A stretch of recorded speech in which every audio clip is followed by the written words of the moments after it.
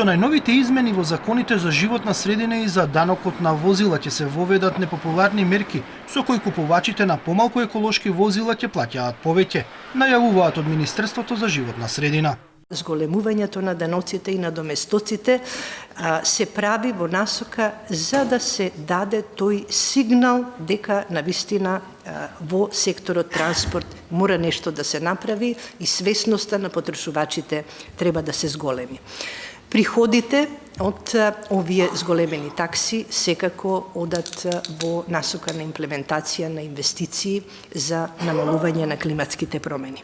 Универзитетскиот професор и поранешен министер за финансии Никола Поповски се согласува дека оној што произведува, но и оној кој купува производи кои емитуваат јаглерод диоксид, треба да плаќаат данок или повисока цена на овие производи.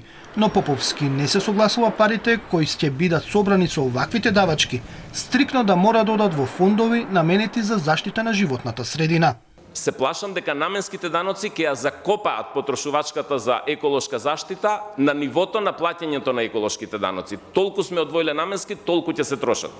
Мојот став, според тоа што го знам, би било добро да се ненаменски, но владата да се грижи и нив и други ненаменски да ги претвори во расходи за еколошка заштита. Според препораките на Меѓународниот монетарен фонд, трите сектори кои произведуваат или користат нафта, јаглен или газ и најмногу емитуваат стакленички гасови во воздухот, до 2030 година за секој тон јаглерод диоксид ќе треба да плаќаат по $75, што би ја поскапело енергијата за 45% во овие услови.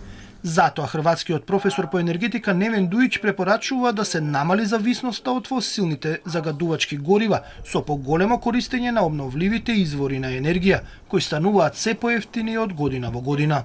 We have to therefore change the way our system works. In 20th century, supply was following demand. When we turn on the lights, some power plant somewhere increases production. In 21st century, we have to change that to reverse. Demand has to follow supply because supply, wind and solar is given.